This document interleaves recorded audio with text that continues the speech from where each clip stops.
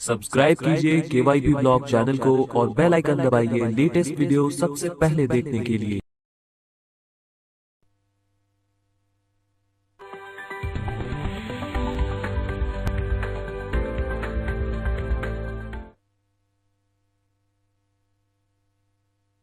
इस असाइनमेंट में आप निम्नलिखित कार्य सीखेंगे।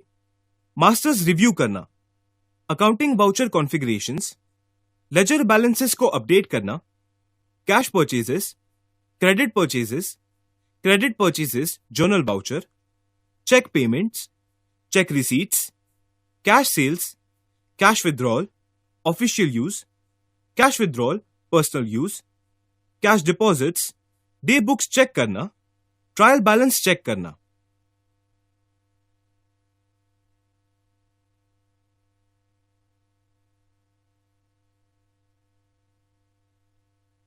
क्रिएट किए गए मास्टर्स रिव्यू करना। 1। पहली केस स्टडी में हमने यूनिवर्सल ट्रेडर्स नामक कंपनी क्रिएट की है।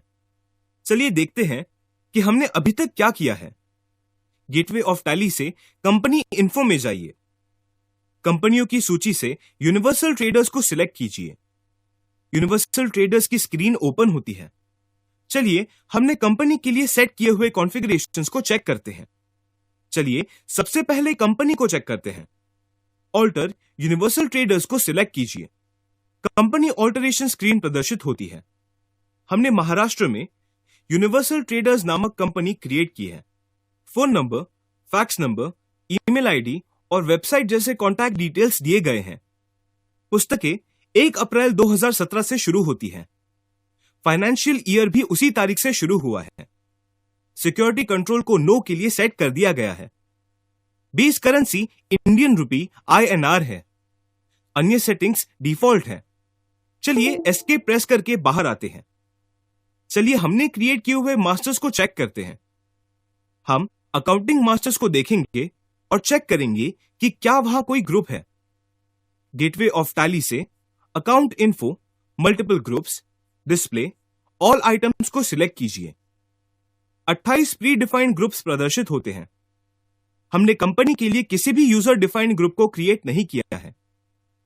चलिए अब लेजर्स को चेक करते हैं। गेटवे ऑफ टैली से account info, ledgers, multiple ledgers, display select कीजिए। यूजर डिफाइंड लेजर्स की सूची प्रदर्शित की जाती है। बिरला एंटरप्राइज हमारा सन्ड्री क्रेडिटर है। आगे 50,000 रुपए के साथ कैपिटल अकाउंट है। 10,000 रुपए कैश इन हैंड है।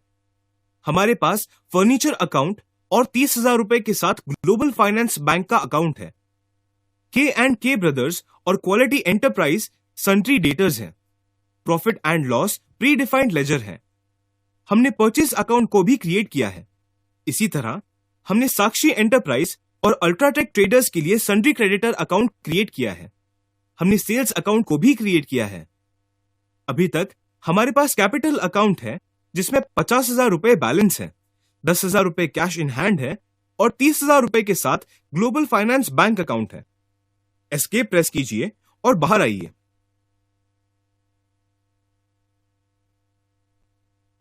क्रिएट किए गए मास्टर्स रिव्यू करना।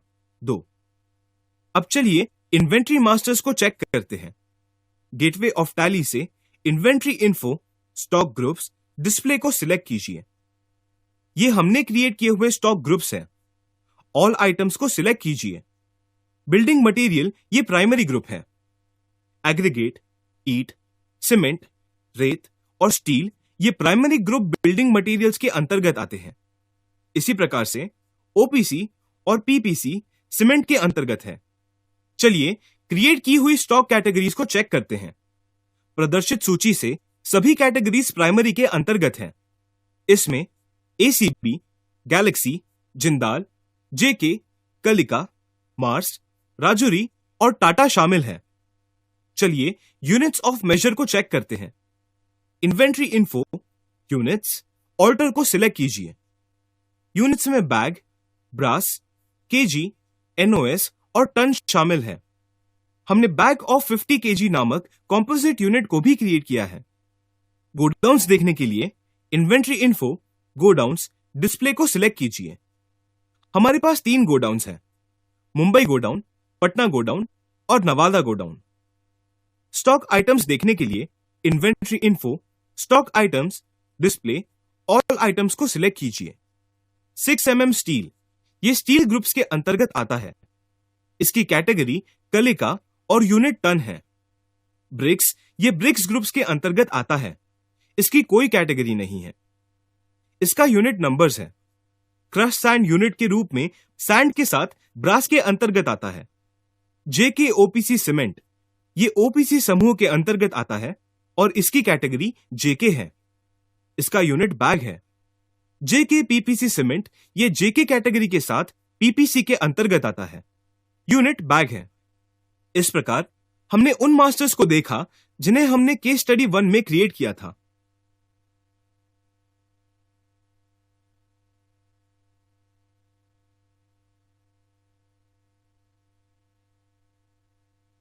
कॉन्फ़िगरेशंस, ये केस स्टडी अकाउंटिंग वाउचर्स से संबंधित है। अकाउंटिंग वाउचर्स में payment, receipt, journal, contra, purchase and sales शामिल हैं। तो हम बेसिक अकाउंटिंग वाउचर्स को देखने जा रहे हैं। इस विशिष्ट केस स्टडी के लिए हम 2 बातें करने जा रहे हैं। सबसे पहले हम मेंटेन बिल वाइज डिटेल्स विकल्प को नो के लिए सेट करेंगे। इसी प्रकार से हम इन्वेंट्री वैल्यूज आर अफेक्टेड विकल्प को नो के लिए सेट करेंगे। इस विशिष्ट केस स्टडी की ये प्रमुख बातें हैं, क्योंकि अब हम अकाउंटिंग वाउचर्स देखने के लिए जा रहे हैं। F11 फीचर्स पर क्लिक कीजिए। फिर अकाउंटिंग फीचर्स में जाने के लिए F1 प्रेस कीजिए। इस स्क्रीन पर मेंटेन बिल वाइज डिटेल्स विकल्प को नो के लिए सेट कीजिए। क्योंकि हमें चेक को प्रिंट करने की आवश्यकता नहीं है, एनेबल चेक प्रिंटिंग विकल्प को नो के लिए सेट कीजिए। स्क्रीन को एक्सेप्ट कीजिए। इसी प्रकार से सभी परचेज और सेल्स लेजर में हम इन्वेंट्री वैल्यूज आर अफेक्टेड विकल्प को नो के लिए सेट करेंगे। इसलिए चलिए लेजर्स ऑल्टर में जाते हैं। लेजर्स की सूची से परचेज लेजर को सिलेक्ट कीजिए। हमारे पास एक परचेज लेजर है। इस विशिष्ट केस स्टडी के लिए इन्वेंट्री वैल्यूज आर अफेक्टेड विकल्प को नो के लिए सेट कीजिए। एंटर कीजिए और स्क्रीन को एक्सेप्ट कीजिए। सेल्स लेजर के लिए ऐसा ही कीजिए, अर्थात इन्वेंट्री वैल्यूज आर अफेक्टेड विकल्प को नो के लिए सेट कीजिए। एंटर कीजिए और स्क्रीन को एक्सेप्ट कीजिए।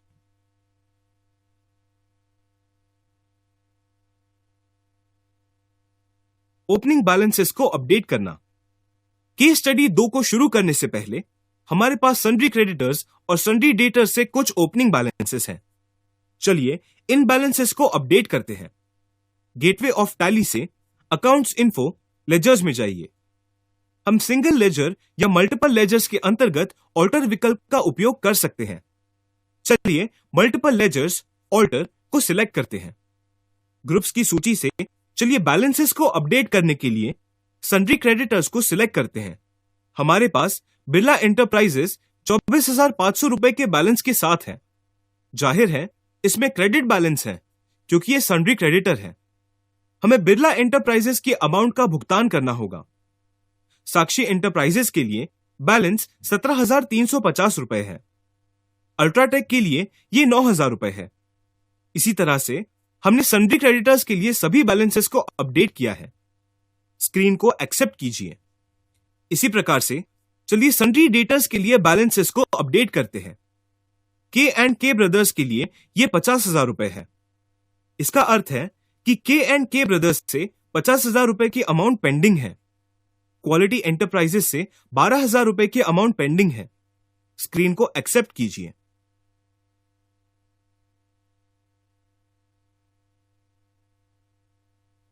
कैश परचेज, ये 2 अप्रैल से 15 अप्रैल तक की एंट्रीज हैं जिन्हें हमें टैली में रिकॉर्ड करने की आवश्यकता है। चलिए ट्रांजैक्शंस को एक एक करके लेते हैं। पहला ट्रांजैक्शन 2 अप्रैल का है। 150 रुपए कीमत की ऑफिस सामग्री को खरीदा और कैश द्वारा भुगतान किया। चलिए इसकी एंट्री करते हैं। यह पेमेंट एंट्री है। चलिए अकाउंटिंग वाउचर्स में जाते हैं। पेमेंट एंट्री के लिए F5 प्रेस कीजिए। तारीख 2 अप्रैल है, इसलिए इसे 2/4/2017 के रूप में एंटर कीजिए। जैसे कि हमने कैश द्वारा भुगतान किया है, अकाउंट को कैश अकाउंट के रूप में एंटर कीजिए। चूंकि हमने कुछ ऑफिस सामग्री खरीदी है, ऑफिस कॉस्ट अकाउंट को डेबिट किया जाएगा। हमने किसी भी ऑफिस कॉस्ट अकाउंट को क्रिएट नहीं किया है। चलिए उसे यहां क्रिएट करते हैं। Alt+C प्रेस कीजिए। लेजर क्रिएशन स्क्रीन सेकेंडरी में ऑफिस कॉस्ट के रूप में नाम एंटर कीजिए। ये इनडायरेक्ट एक्सपेंसेस के अंतर्गत आएगा। एंटर प्रेस कीजिए और स्क्रीन को एक्सेप्ट कीजिए। ऑफिस कॉस्ट की अमाउंट 150 रुपए है। एंटर प्रेस कीजिए। आप बॉट ऑफिस सप्लाईज के रूप में नरेशन एंटर कर सकते हैं। इसके साथ साथ डिटेल्स भी शामिल कर सकते हैं, जैसे कि गॉट सम पेन्स, नोटबुक्स आदि। एंटर प्रेस कीजिए और स्क्रीन को एक्सेप्ट कीजिए।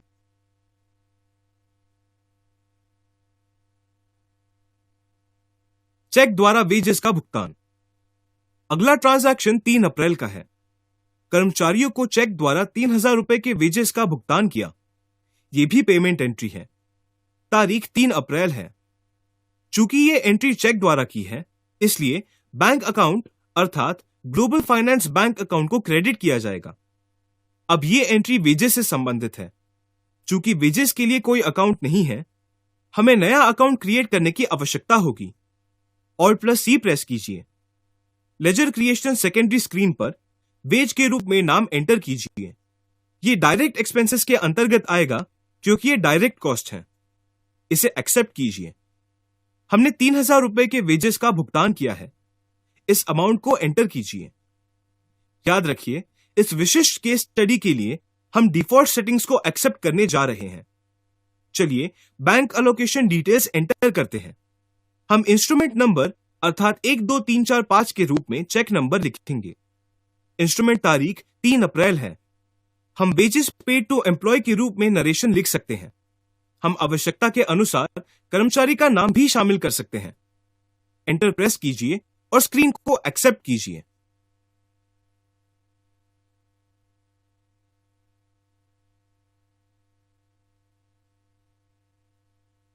Check received. 4 अप्रैल को K&K ब्रदर्स से 40,000 रुपए का चेक प्राप्त हुआ। जैसे कि हमें कुछ भी प्राप्त हुआ तो अकाउंटिंग वाउचर क्रिएशन स्क्रीन पर F6 प्रेस कीजिए। तारीख बदलकर 4 अप्रैल कीजिए। चूंकि हमने चेक प्राप्त किया है, हमारा बैंक अकाउंट डेबिट किया जाएगा। K&K ब्रदर्स से चेक प्राप्त हुआ था, इसलिए K&K ब्रदर्स अकाउंट को सिलेक्ट कीजिए। 40,000 रुपए की अमाउंट है। चेक नंबर, बैंक का नाम आदि एंटर कीजिए। हम हमारे केस स्टडीज के लिए असली बैंक के नाम को एंटर नहीं करना चाहते हैं, इसलिए नॉट एप्लीकेबल को सिलेक्ट करते हैं। हम receive cheque number 23456 from K&K brothers narration को लिख सकते हैं। आप उस सेल्स के बारे में डिटेल्स भी शामिल कर सकते हैं जिसके लिए चेक प्राप्त हुआ है। एंटर प्रेस कीजिए और एक्सेप्ट पर क्लिक कीजिए।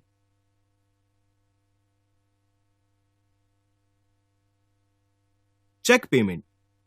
इस प्रकार 3 ट्रांजैक्शंस हुए हैं।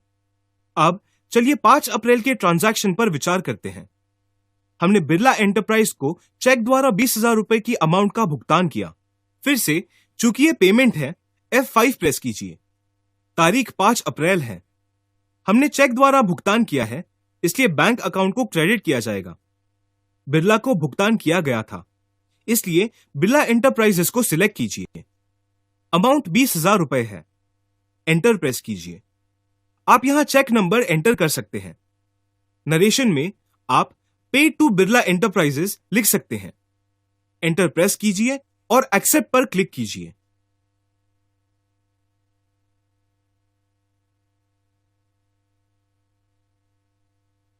बैंक से कैश विड्रॉल ऑफिशियल यूज। 6 अप्रैल को हमने कार्यालयीन उपयोग के लिए बैंक से 5,000 रुपए की कैश अमाउंट विड्रॉ की। यह कार्यालयीन उपयोग के लिए है, व्यक्तिगत उपयोग के लिए नहीं, इसलिए यह कॉन्ट्रा एंट्री है। F4 कॉन्ट्रा प्रेस कीजिए। वाउचर की तारीख 6 अप्रैल है। हमने कैश ग्लोबल फाइनेंसेस बैंक से प्राप्त की है। अमाउंट 5,000 रुपए है। हम यहां इंस्ट्रूमेंट नंबर लिख सकते हैं। तारीख एंटर कीजिए। हम नरेशन फील्ड में विड्रॉल के कारण को विड्रॉल फॉर ऑफिस यूज के रूप में लिख सकते हैं। एंटर प्रेस कीजिए और स्क्रीन को एक्सेप्ट कीजिए।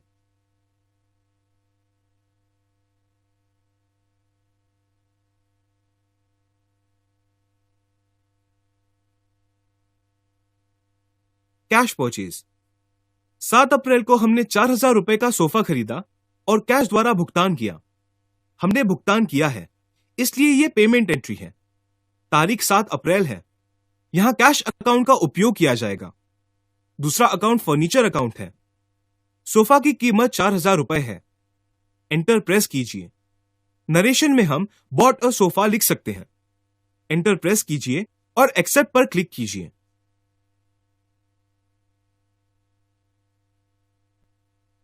Credit purchase. 8 अप्रैल को हमने क्रेडिट पर बिरला एंटरप्राइजेस से 10,000 रुपए का बाल परचेज किया। यह परचेज एंट्री है। तारीख 8 अप्रैल है। सप्लायर इनवॉइस नंबर जैसे कि BE/01 और तारीख एंटर कीजिए। पार्टी का नाम बिरला एंटरप्राइज है। परचेज लेजर हमारा परचेज अकाउंट होगा। हम इसे इनवॉइस एंट्री के रूप में नहीं कर रहे हैं क्योंकि अभी हमने इन्वेंट्री वैल्यूज आर अफेक्टेड को नो के लिए सेट किया है। हम इस एंट्री को वाउचर मोड में करेंगे। तो एज वाउचर पर क्लिक करके वाउचर मोड पर स्विच कीजिए। बिरला एंटरप्राइज का अकाउंट डेबिट किया जाएगा। बिरला एंटरप्राइज के डिटेल्स एंटर कीजिए। अमाउंट 10,000 रुपए है। डेबिट अकाउंट ये परचेज अकाउंट है। नरेशन में आप परचेज गुड्स लिख सकते हैं। एक्सेप्ट पर क्लिक कीजिए और एंटर प्रेस कीजिए। Credit sales. 9 अप्रैल को हमने क्रेडिट पर K&K ब्रदर्स को 15,000 रुपए का माल बेचा। सेल्स एंट्री के लिए F8 प्रेस कीजिए। तारीख बदलिए। चूंकि हम इस एंट्री को वाउचर मोड में कर रहे हैं, इसलिए Ctrl+V प्रेस कीजिए।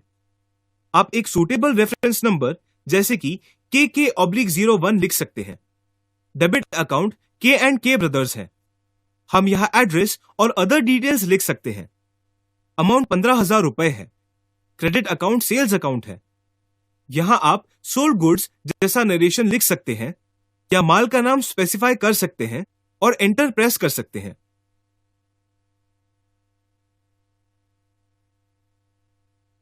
Credit purchase journal voucher. 10 अप्रैल को हमने क्रेडिट पर फ्यूरियस फर्नीचर से 4,000 रुपए का टेबल खरीदा। अब हमने टेबल खरीदा है जिसे माल के रूप में नहीं माना जाएगा। यहां फर्नीचर अकाउंट का उपयोग किया जाएगा। टेबल माल नहीं है, इसलिए हम यहां परचेज वाउचर का उपयोग नहीं करेंगे। हमने इन वस्तुओं को खरीदा तो है, किंतु फ्यूरियस फर्नीचर को अमाउंट का भुगतान नहीं किया है। इस प्रकार हमने फर्नीचर क्रेडिट पर खरीदा जो हमारा माल नहीं है। ऐसी एंट्रीज के लिए हम जर्नल वाउचर का उपयोग करने जा रहे हैं। चूंकि हमने भुगतान नहीं किया है, हम पेमेंट वाउचर का उपयोग नहीं कर सकते। फर्नीचर हमारा माल नहीं है, इसलिए हम परचेज वाउचर का भी उपयोग नहीं कर सकते। ऐसी एंट्री के लिए जर्नल वाउचर का उपयोग किया जाता है। एंट्री की तारीख 10 अप्रैल है, इसलिए चलिए तारीख बदलते हैं। डेबिट अकाउंट हमारा फर्नीचर अकाउंट है। हमने 4,000 रुपए की अमाउंट के टेबल्स खरीदे। Credit account furious furniture account है। चूंकि हमारे पास फ्यूरियस फर्नीचर के लिए अकाउंट नहीं है, उसे तैयार करने के लिए Alt+C प्रेस कीजिए। लेजर क्रिएशन सेकेंडरी स्क्रीन पर फ्यूरियस फर्नीचर अकाउंट नाम एंटर कीजिए। ये सन्ड्री क्रेडिटर के अंतर्गत आएगा। अन्य विवरणों को एंटर कीजिए और स्क्रीन को एक्सेप्ट कीजिए। 4,000 रुपए अमाउंट है। बॉट टेबल्स की तरह उचित विवरण एंटर कीजिए। एंटर प्रेस कीजिए और स्क्रीन को एक्सेप्ट कीजिए।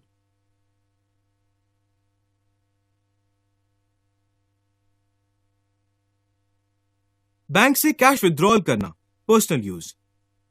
11 अप्रैल को हमने बैंक से व्यक्तिगत उपयोग के लिए 5,000 रुपए कैश विड्रॉ की। अब कैश निकाली गई है, परंतु यह व्यक्तिगत उपयोग के लिए है।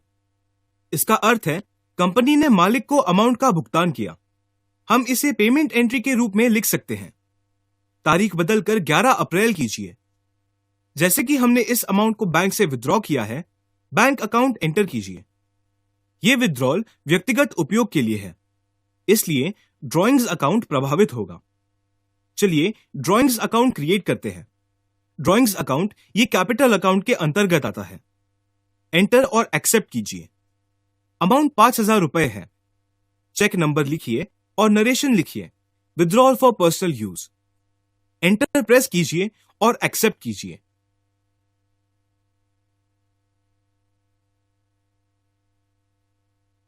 Cash purchase. 12 अप्रैल को हमने 3,000 रुपए का माल खरीदा और कैश द्वारा भुगतान किया। परचेज एंट्री के लिए तारीख 12 अप्रैल है। एक बार फिर हम इस एंट्री को वाउचर मोड में करेंगे। चूंकि ये कैश परचेज है, इसलिए सप्लायर का invoice number cash P/01 enter करते हैं। क्रेडिट अमाउंट हमारा कैश अकाउंट होगा। अमाउंट 3,000 रुपए है। डेबिट अकाउंट हमारा परचेज अकाउंट है। Purchased and paid by cash इस नरेशन को एंटर कीजिए। एंटर और एक्सेप्ट कीजिए।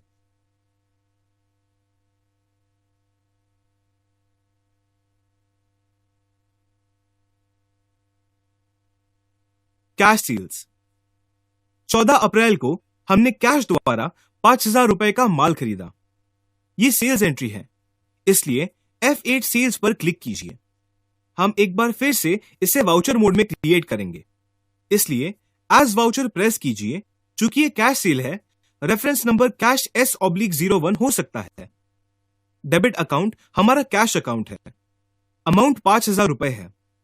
क्रेडिट अकाउंट सेल्स अकाउंट है।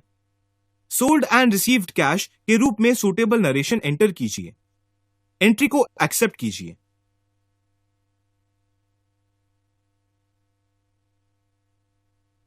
बैंक में कैश डिपॉजिट। 15 अप्रैल को हमने बैंक में 5,000 रुपए की कैश अमाउंट को डिपॉजिट किया है।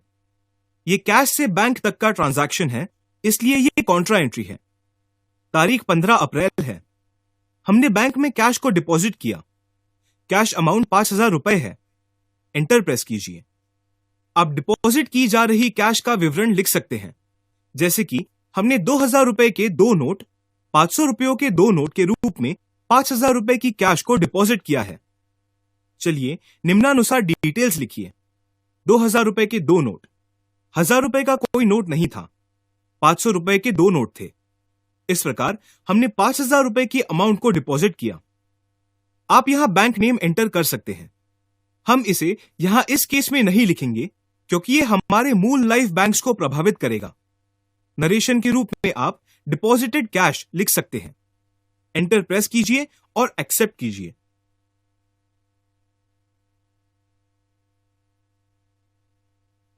डे बुक चेक करना। अब चलिए डे बुक को चेक करते हैं। डे बुक इन सभी ट्रांजैक्शन से मैच होना चाहिए। डे बुक को चेक करने के लिए गेटवे ऑफ टैली से डिस्प्ले डे बुक को सिलेक्ट कीजिए। चलिए F2 पीरियड में जाकर अवधि को बदलते हैं। अवधि 1 अप्रैल से 15 अप्रैल तक की है। एंटर प्रेस कीजिए। सभी ट्रांजैक्शंस प्रदर्शित होते हैं। यहां आप देख सकते हैं कि 12 अप्रैल को 5,000 रुपए का कैश सेल हुआ है। असल में यह ट्रांजैक्शन 14 अप्रैल को हुआ था। इसी प्रकार 13 अप्रैल को हुए 3,000 रुपए का परचेज ट्रांजैक्शन भी 12 अप्रैल की तारीख दिखाता है। चलिए देखते हैं इन वाउचर एंट्रीज को किस तरह करेक्ट किया जाता है। डे बुक से हम सीधे वाउचर में जा सकते हैं। आवश्यक परचेज वाउचर को सिलेक्ट कीजिए और एंटर प्रेस कीजिए। इस विशिष्ट परचेज वाउचर में हम तारीख बदलना चाहते हैं। F2 प्रेस कीजिए और तारीख बदलकर 13 अप्रैल कीजिए। एंटर प्रेस कीजिए। लेजर को एक्सेप्ट करने के लिए एंटर प्रेस कीजिए। इसी तरह चलिए सेल्स वाउचर की तारीख को बदलते हैं। इसे सिलेक्ट कीजिए और एंटर प्रेस कीजिए। तारीख बदलकर 14 अप्रैल कीजिए और एंटर प्रेस कीजिए। सभी फील्ड्स में एंटर प्रेस करने के बजाय आप सीधे Ctrl+A प्रेस कर सकते हैं और वाउचर को एक्सेप्ट कर सकते हैं। यहां हम देख सकते हैं कि दोनों तारीखें बदल दी गई हैं। 13 तारीख परचेज एंट्री है और 14 तारीख सेल्स एंट्री है। इस प्रकार ये सभी हमारे ट्रांजैक्शंस हैं। बाहर आने के लिए एस्केप प्रेस कीजिए।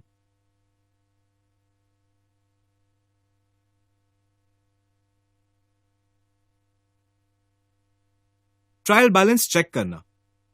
अब चलिए एक ही कंपनी के ट्रायल बैलेंस को चेक करते हैं। ट्रायल बैलेंस देखने के लिए गेटवे ऑफ टैली से डिस्प्ले ट्रायल बैलेंस को सिलेक्ट कीजिए। ट्रायल बैलेंस स्क्रीन खुलती है। अगर यह सही नहीं है तो अवधि को बदलिए। चलिए इसे 1 अप्रैल से 15 अप्रैल बनाते हैं। यह हमारा ट्रायल बैलेंस टोटल 1,16,000 रुपए है। डिटेल्स देखने के लिए Alt+F1 प्रेस कीजिए। आप कैपिटल अकाउंट, ड्रॉइंग अकाउंट आदि की डिटेल्स देख सकते हैं। अगर आप सन्ड्री क्रेडिटर्स जैसे किसी आइटम पर जाते हैं तो आप उसमें सभी एंट्रीज देख सकते हैं। इस मामले में आप सभी सन्ड्री क्रेडिटर्स के बैलेंसेस देख सकते हैं। इसी तरह अगर आप सन्ड्री डेटर्स सिलेक्ट करते हैं तो आप सन्ड्री डेटर्स के बैलेंसेस देख सकते हैं। जब आप काम पूरा कर लेंगे तब बाहर आने के लिए एस्केप प्रेस कीजिए।